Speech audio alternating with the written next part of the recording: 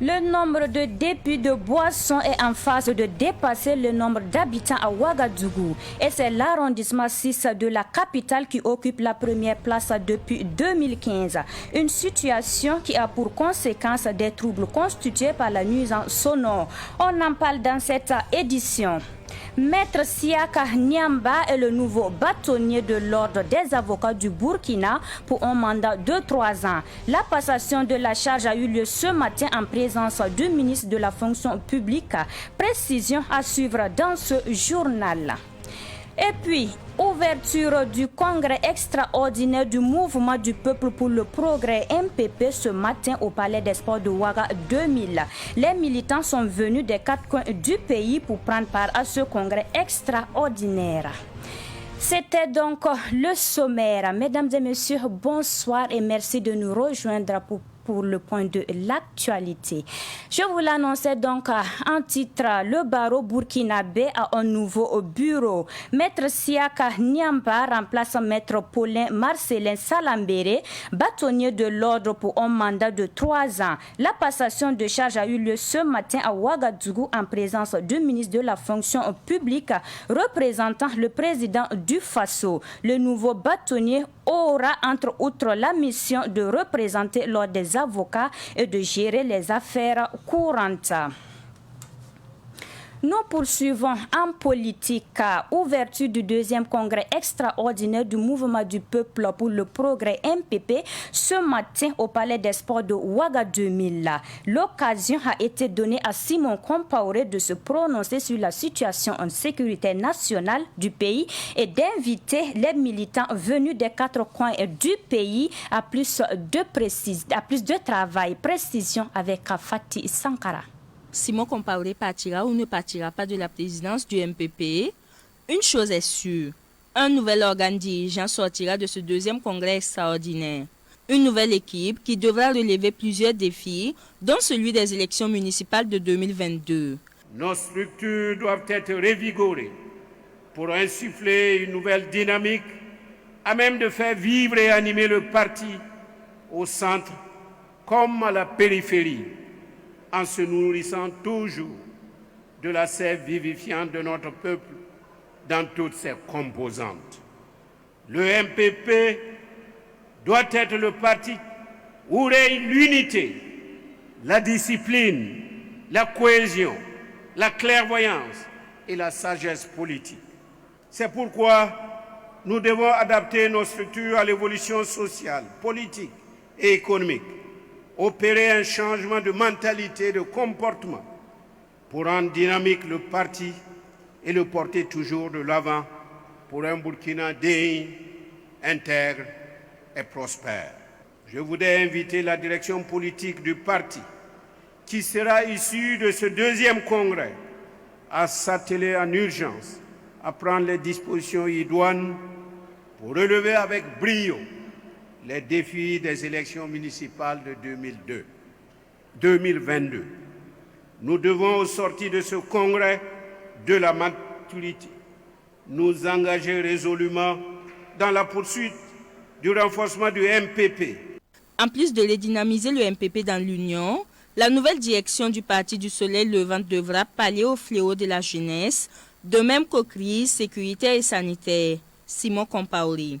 Le présent congrès extraordinaire, tout en se tenant dans un contexte difficile au plan sécuritaire et sanitaire, reste chargé d'espoir pour le renforcement du leadership du MPP, la promotion de la femme et de la jeunesse dans la dynamique de construction d'un Burkina prospère. Les défis qui se présentent au MPP, parti au pouvoir, pour la marche vers ce Burkina prospère, exige une politique économique patriotique et nationaliste, mais intégrée dans la communauté africaine. Un rôle stratégique de l'État dans le développement économique, une bonne production des richesses afin d'opérer une juste répartition des fruits de la croissance, une culture de la bonne gouvernance, avec particulièrement une lutte acharnée contre la corruption. Ce deuxième congrès extraordinaire du MPPE, consacré à la restructuration du parti, referme ses portes ce dimanche. Nous parlons toujours politique. Le PDS Lafia, qui disait ne pas être content de son traitement au sein de la majorité, est revenu une fois de plus devant les médias. Cette fois-ci, le parti réaffirme son soutien au président du Faso. Il dénonce également les attaques terroristes auxquelles le Burkina Faso fait face. Firmin Kami Kombari, président du PDS Lafia, a lancé un appel aux alliés de l'alliance des partis de la majorité présidentielle, a préconisé sans délai une décision franche et inclusive sur l'ensemble des défis de la nation. Du côté de l'opposition, hier au siège national du parti CDP, Congrès pour la démocratie et le progrès, c'était la débandade. Les jeunes du CDP ont invité la presse pour une conférence qui s'est malheureusement terminée par un désaccord. Pakisba Mariam Ouedraogo y était. Le torchon brûle entre les jeunes du CDP ou entre le secrétariat national à la jeunesse et la direction de l'ancien parti au pouvoir. En témoigne la confusion qui a régné à la conférence de presse.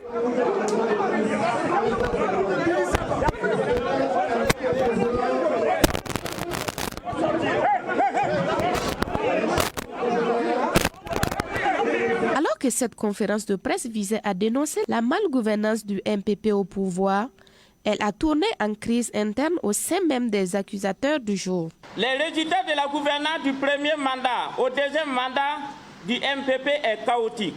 Chaotique à tel enseigne que nous voyons le Burkina à l'image de l'Afghanistan si la situation tarde. Malheureusement, nos gouvernants s'acharnent sur un congrès extraordinaire inutile. Selon le secrétaire national à la jeunesse du CDP, Adama Tchenderbego du Colonel, la confusion est partie de la rédaction d'une deuxième déclaration liminaire différente de celle que lui a préparée. L'autre, il ne faut pas aller dans ça. Non, on a un document, et c'est sur la base de ce document qu'on doit parler. Non.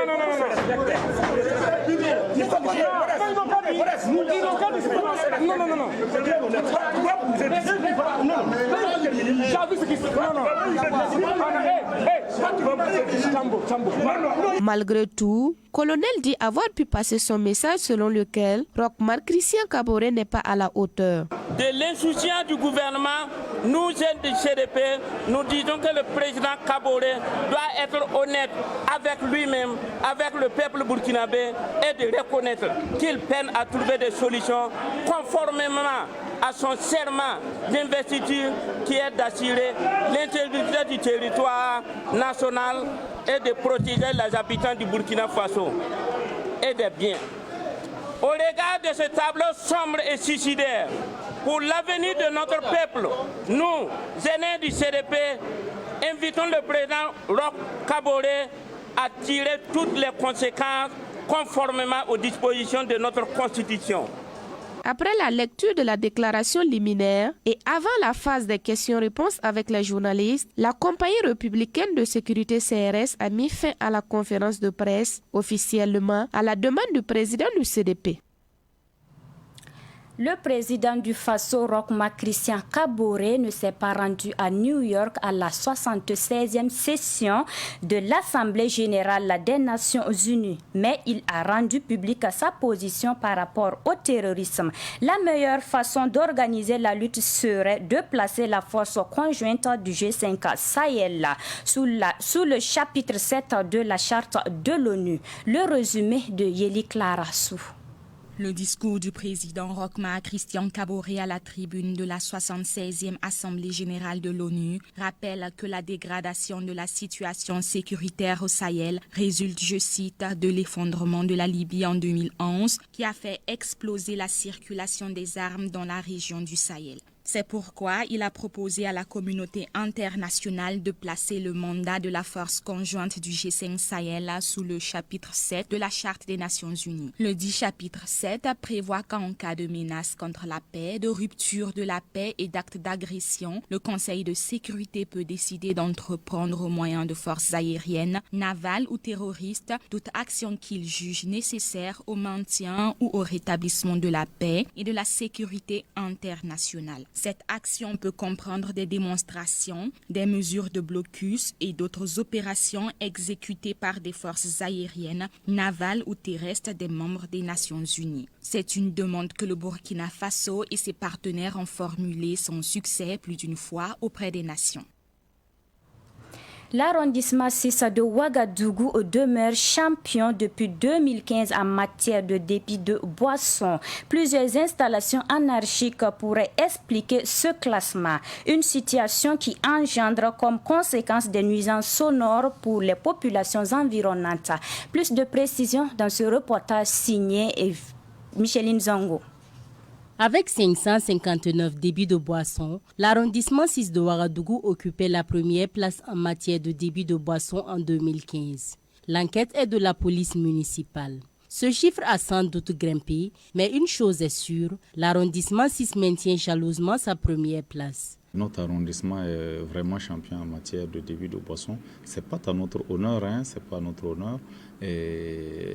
Mais vous voyez que ce sont des activités de commerce et ça fait objet de procédures. Lorsque le tenancier ou le demandeur arrive à avoir tous les avis que ça revient à la mairie, et à la limite, après même les enquêtes, on nous demande donc de délivrer. Si vous ne délivrez pas, parce qu'il y a un problème. Mais compte tenu aussi des multiples plaintes, nous avons donc décidé de ralentir vraiment. Et je peux vous dire qu'aujourd'hui, les autorisations sortent à contre-gouttes.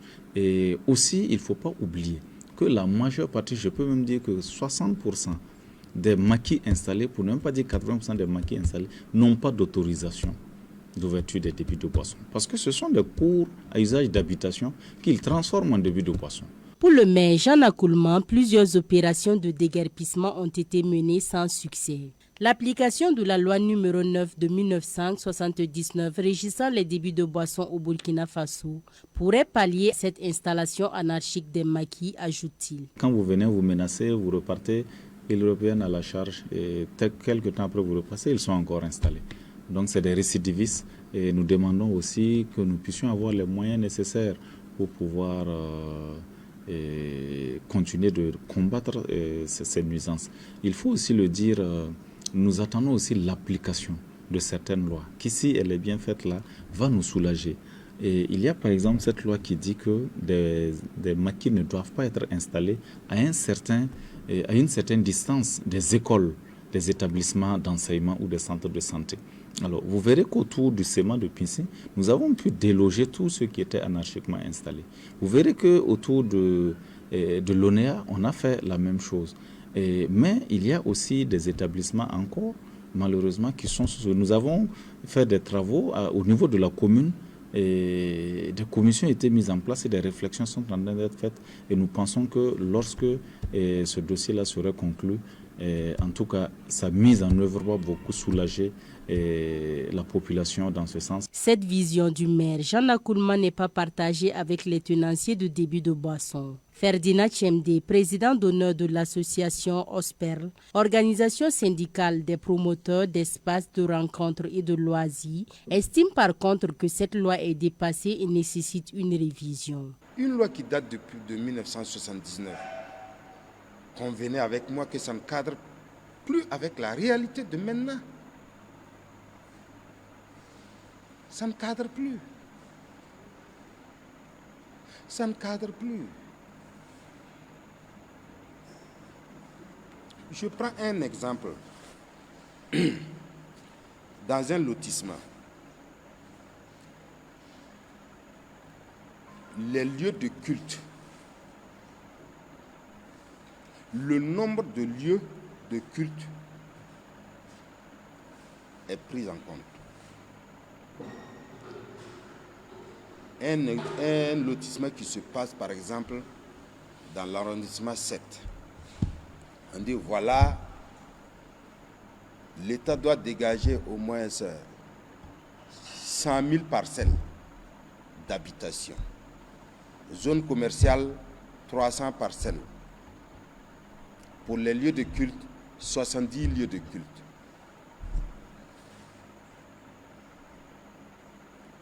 « 70 lieux de culte. Et après le lotissement, vous rentrez dans le même nouveau lotissement, vous constatez qu'il y a 300 lieux de culte.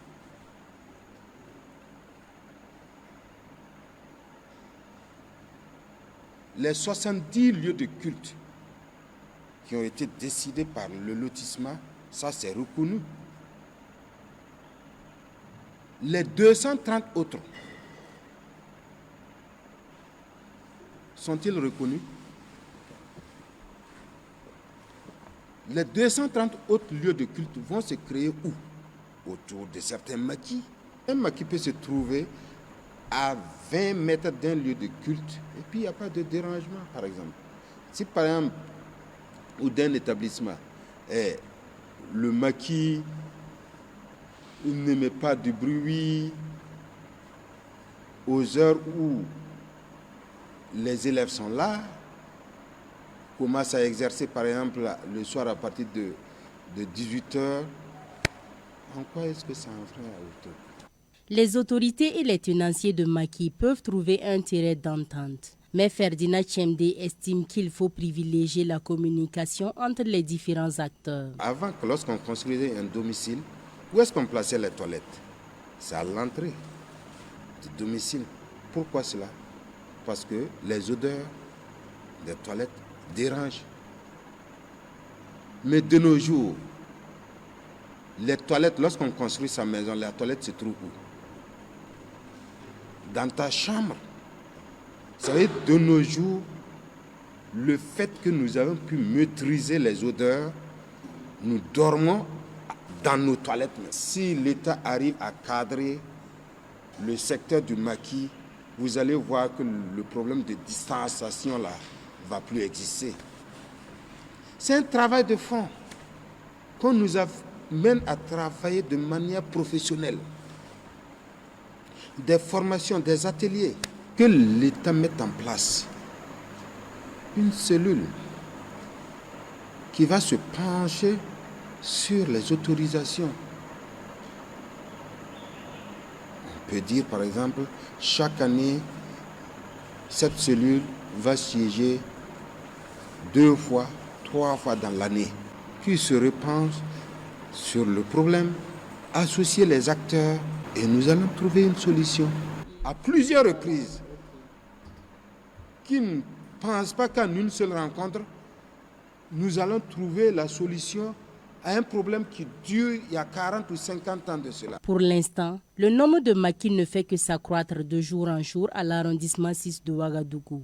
Le maire Jean Nakoulma, quant à lui, envisage sortir les jours à venir pour d'autres déguerpissements.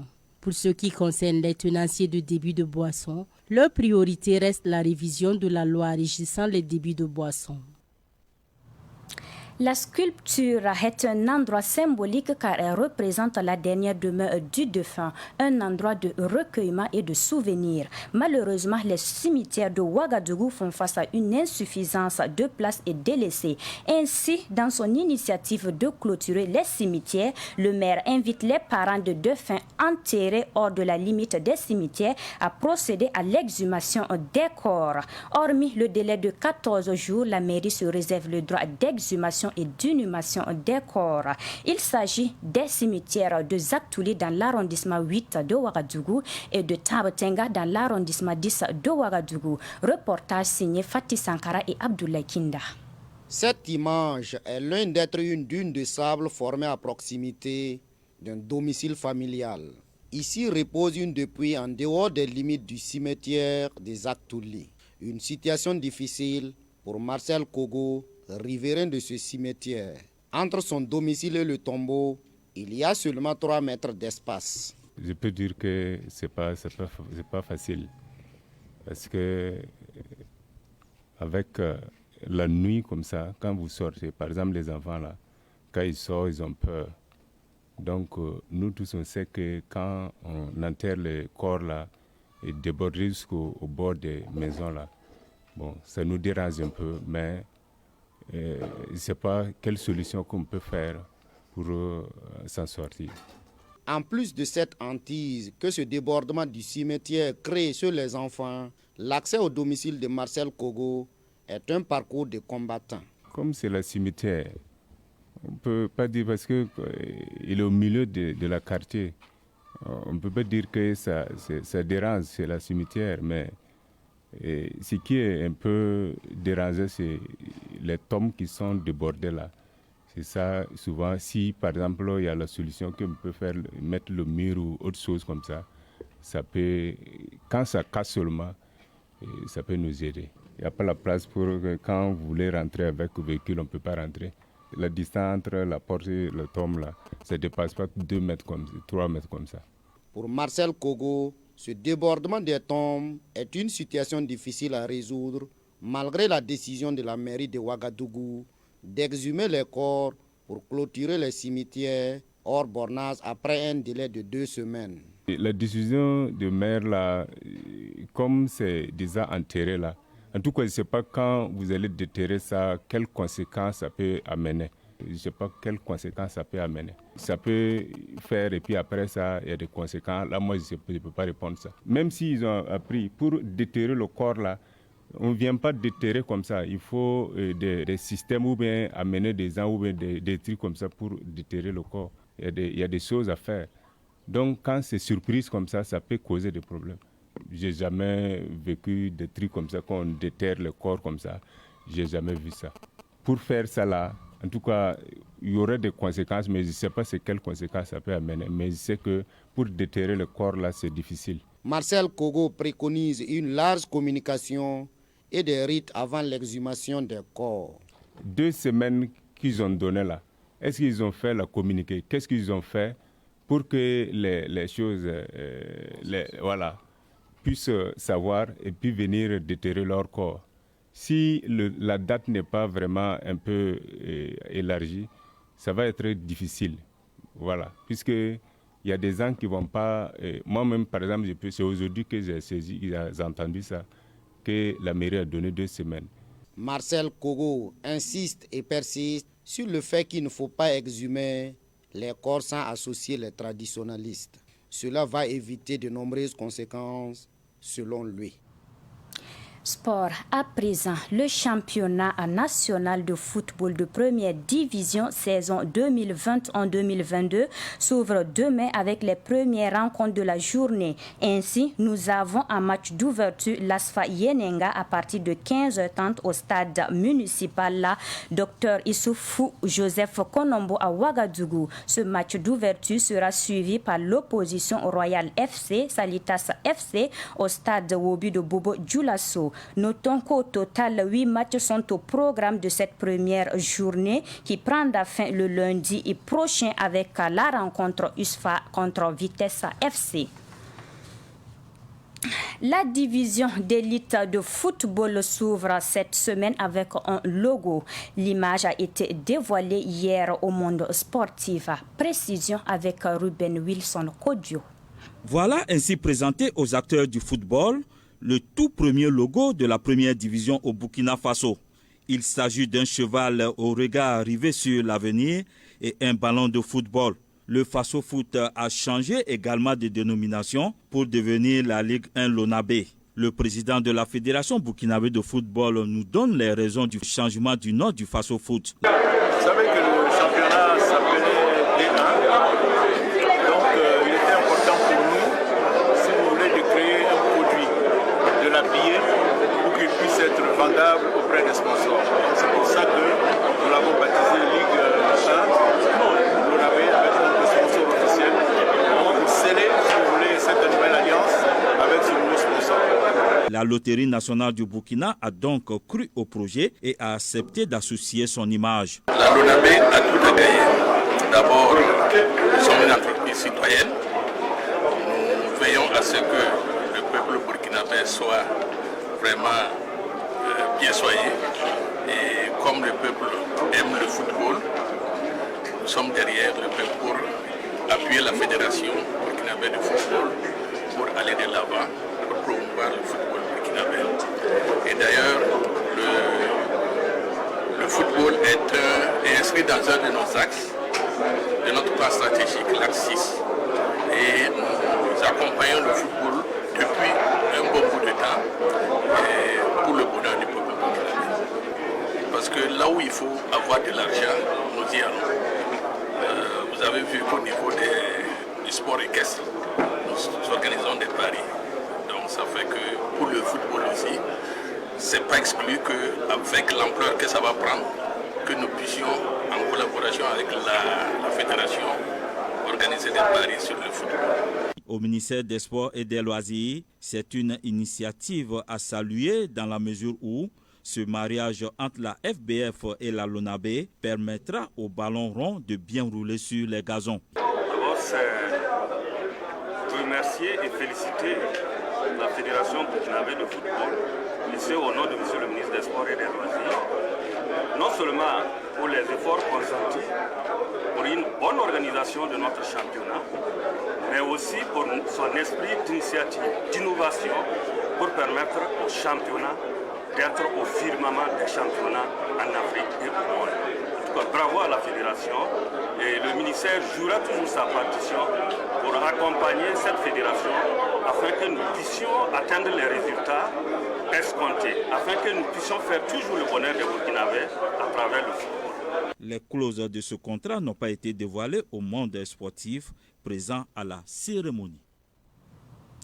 Mesdames et messieurs, c'est ici que se referme cette édition. Ravi de vous l'avoir présentée et merci de votre fidélité et portez-vous bien.